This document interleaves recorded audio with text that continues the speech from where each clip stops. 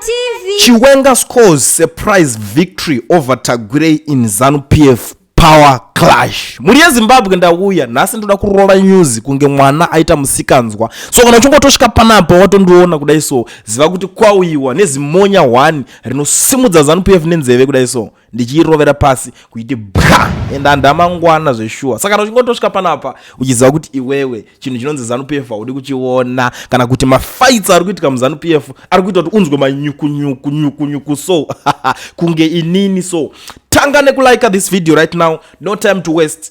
Muri yeZimbabwe iko zvinezvi tiri kuti mutambo watsvuka ropa kana kuti chatsvuka chikakwata chaita ready situation atori ma1 mutsvangwa akubuda achibhura Tagwirei left right center.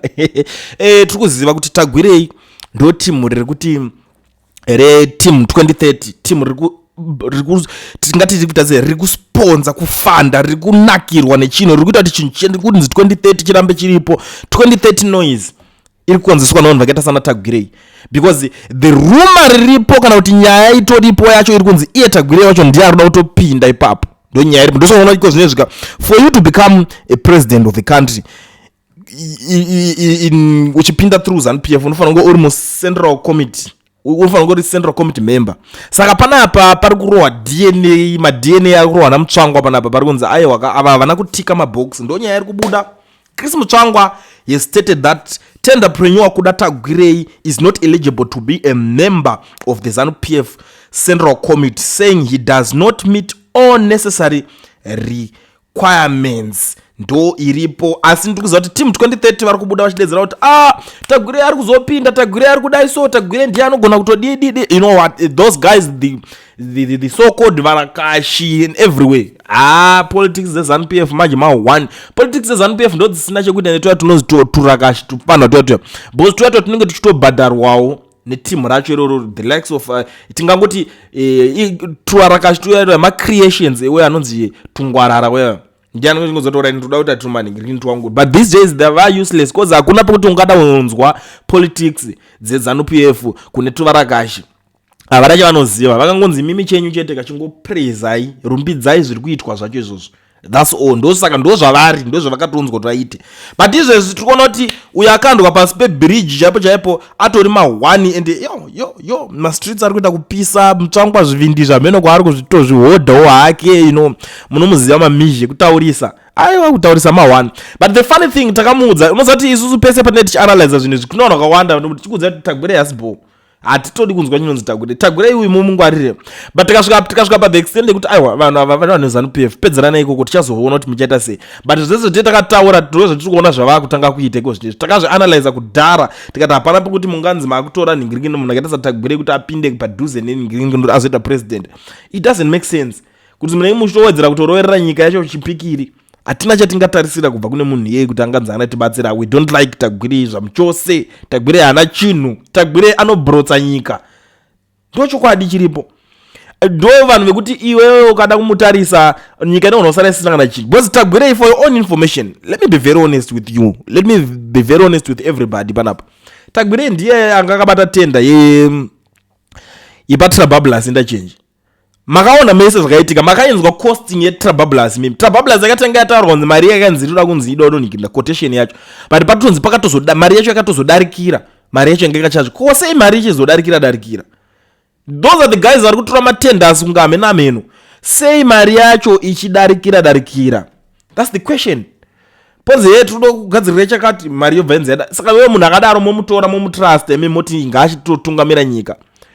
Kuwabvunza kuti tipewo breaking down kuti makanyatsochita chimbobreaka mafigures kuti masimende edu akaita mari yakati chakati chakaita mari yakati because muri kuti iproject hombe yenyika iyi chingochibuditsai pachena ka1 kungochongobudika kunzi aiwa chakati chakakosta mari yakati chakati chakakosta mari yakati munenge makazvinyora pasi chingoratidza nyika kuti isusu even labor yedu yanga yakati pamari yakati zvese hapana kana kuda akada kuti zvibuditsa ndose mpeseni iye anobvanza aiwa aroda kupinda kuti anzi aroda kuzonzi ada unotonga nyika ada kupinda I don't know, I don't care about anything zvavanoitirana kucentral committee kwavo ikoko but tingoti chachakutongeta kachinhu chemahumbwe ndo pachachatongova ipapo. Saka pari kunzi aiwa haana kukwanisa kutika mabhokisi ese kana ari ane shungu Ndangofarira statement ndaitwa namutsvangwa. Azi takapinda tichiri nema 17 years ZANU-PF azi ndiye vanhu vese mabusinessmen amene zvavanenge saka takachipinda tine ma 17 years chinhu ichi. After 40 something years tingorimo tingochimhanya. Saka kana achida iye anoziva zvekuita.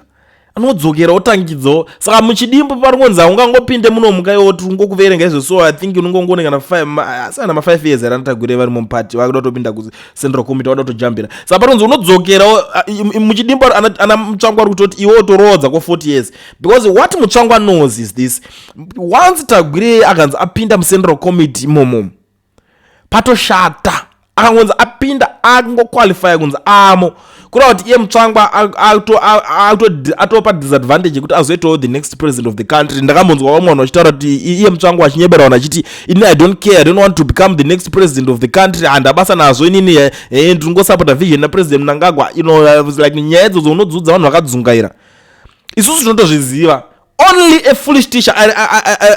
I remember Mr. Edson Dlobo vachibuda vachitaura kuti zvoni only a foolish teacher ndiye anotaura kuti inini handiwishe kuti ndizova headmaster. Teacher wese anenge akakwana ane pfungwa ane vision adoendawo mberi anotoshuvirawo kuti ndichadawo kuzoita headmaster. Saka ndozvinoita kuti mastatement ana mutsvangwa aya akadhakwa, mastatement ekuda kunyebedzera kudzungaira zviya but iye achiziva zvaari kuda. But to be very honest, azvishanda zvina musoro kuti utaura kuti ini handina basa nekuzoita president, because vanhu vanozotokuti saka uyu hatina need kumusapota because agara hasi kuda kuita ningiri. Gara watotaura kuti ini nditori moyo muchinhu ichi ndikutoda kutozoitawo the next president. But ne-Third Republic iri kuuya iyi pachapisa, I'm telling you. Vanhu vari kuvhiringidzika zvisingaiti, because vamwe vari kuti Third Republic ichabva nekupi, gonzo nachin'ai vari kunyong'orana kapa. Vamwe vari kuti Third Republic ichapinda nekuopposition, because panapa pari kunzi timu racho rese zvakanyandurana. Hakuna kuti uyu anozobuda achida iso, pari kunzi timu rese rakanyandurana. Timu rinoziva kuti kana ZANU-PF tihwine tinonge taba ma-election, tinoenda ma-election kuti mabe tinomabaso. Saka pane pakunzi ayo uda kubachi ngatite free and fair. Ndosaka mukona paya pakazi Chamisa akabuda achiti ndakudzoka mupolitics. What's next? Why Chamisa akudzoka mupolitics? Because he knows what, kuti vakunetsana, vakurwirirana kuti vese uyu ari kudawo kupinda, uyu ari kudawo kupinda. Obva atonoti vese vanhu vacho vanotosara vari weak ipapo. Vanhu vane moyo wechibhinya-bhinya. You know those guys kana akangoti iye angachiti ndachida kutongosvika 2030 makutondirwisa 2028 ndisiye election. What's that? Hapasina iye anogona kutoti futi hakusina chabirira kuti atongoti chinhu chacho chinzi chakaperera paari. Vanozviita because vanenge vane magrudges mamwe aya vanenge vari kuningina. Saka ndiri kuti pa-Third Republic ameno kuti mimi makaitarisa ichabva kupi, tiri kutoti new regime ichada kutopinda here, pachaitwa regime change here kana kuti pachaitwa sei. But chandakangona kutaura ndechekuti Chamisa ane maplayer ari kuita makadhi ake soso kepele, ombobata chi-A ombovhara achimira, omboti skip like apa zvikonzonzi pakazodai so Sadek Cheme. I understand politics dzinovhiringidza musoro. Paitopisa plani chacho vaifanira kushandisa yanga isingatoite kuti vange vachinoningira paino. So kana akangoti is better ndingozvisiya, nditosiya inini wachoka vamboita zvavari kuita. Zvese zvokuzonzi ana Chabangu vakazouya vakazoda iyo zvanga zvatova madelaying match. Ngavauya vakuanse nyaya dzana Chabangu vakazodiswa. Iwe unofungidzira kuti Chabangu yo ine normal political space chacho takanyatsogara pasi, chinhu chacho chakagarirwa pasi chacho kunzi politics. Unofunga kuti anosvika achitonzi ari kutonohijeka otosiyiwa kadaro. Hatisi kuramba akangoya akahijeka, but akangoti ibango rakaningira unosandudzira bango rakaora kudhara, obva atosiyiwa achidonha naro. Iye akabva because vakatonoti takatomusiya kuti tinomurwisa. Vanhu vanoramba vachingotera. Ndosaka pakukandwa joka izvo zvekuti tinogadzira movement unosvika uchinohijeka uchiti chii iyo ri movement inyange munhu wese akangoti tikupfeka red nyika yese, munhu wese akutorowarira red, tikupfeka yellow, tikupfeka green, tikupfeka blue, tikupfeka any color inenge yatongomuka, munhu wese akutongomuka akapfeka iyoyo. Saka chinenge chakutesa chakunovhiringidza, ndo pakangono shifta chinhu. Saka ameno isusu chatirongoriona chengoti kumberi kune nyaya, but pakuda kuti vanhu politics muchinyatsoita dzekutereresa manje. Hapachadi muite politics dzedzi dzekunzwira ku next door, because ukada politics dzekuudzwa ma-second hand information akawandisa. I understand kuti unofanira kumbogara pasi umboshandisa dzako dzakakwana kuti imeme do you think kuti uyai ungobvuma unosiya. but I'm not here kuti nditaurire umwe munhu vachazoya vachitaura vega munhu wese ane muromo wake. Ini ndangoti ndingopfura nepanapa ndichikuzivisa iya naTagwirei mafights acho kuti kwaari kutangira niko akananga kuti mugare muchizonzwawo manyukunyuko. Hazvinakidze kuti news kana kuti nyaya dzikabuda ndidziduwe panapa ndichifara ndega ndisina kushare nemi, asi ndikakuzivisai totoziva kuti Mnangagwa akuda kutoenda. Mnangagwa nguva yake yekutoenda yakutosvika. Hapana pekuti achatombochembererapo panhu papa pari kutopisa ende ari kutosvika kuti osira ani. Vanhu vacho vese vari kuda kusara manje vacho vangodai daro week ndosaka mawa timu zhinji even remu ZANU-PF vari kunoti okay it's better kuti timhanye nageneral VP Chiwenga. Why? Because vanoona nhoroondo kanako kachiremu mbijana karipo. But Chiwenga manje chavari kumutyira chavari kuti vatoti it's better tise kana Tagwirei tise kana ninga nemaresources ayo anomhanyidzana naye. It's because Chiwenga haadi chinhu chinonzi corruption ndo yaari kufighta. Haadi ari kuda kutowaipa chese chinonzi corruption. Zvese zvivhayo zvese zviri kutogadzira mazita kekupedzisira. Zvese zvivhayo zvamuri kunzwa izvi zvigananda whatever nezvimwe zvese zviri kugadzira mazita kekupedzisira. Because vari kuzoti once murume uyu akapinda maiwi hakuna unotosvika ukatonzi ndapanhingi mota unoona udezonzi chimboya muti explain kuti source of income yenyu yakanyatsomira sei, mari mukunyatsoishanda papi chezvo pairi kupindira. Ndine makambani ari kunze kwenyika uraiti mari dzacho dziri kunyatsopinda sei muno munyika hamusi kutorova money laundering here. Wakutobvunzwa mibvunzo yakawanda wakutodhakiswa. Saka pachapisa pachanakidza. But mune Zimbabwe let me tell you something. Kune nyaya pane mufana umwe wemanhingiri vemazimdhanzo ndo vafana vaya vaimba kuchisport whatever hanzi Raspompi whatever zimdhanzo Chanda Nyasha Reginald Mano popularly known as Raspombi last week appeared in court after he was arrested for unlawful possession of 24 by 100 ml bottles of Bronclear cough syrup, 20 times 100 ml bottles of Benlin cough syrup, and 5,500 ml of Astropain cough syrup. Ndo nyaya iripo vakabatwa vane mabrongo vakomana Benlin manani vesa mabasa ari kunetsa. And I always tell you guys kuti mabasa kunyika uko ari kunetsa ani muzvona.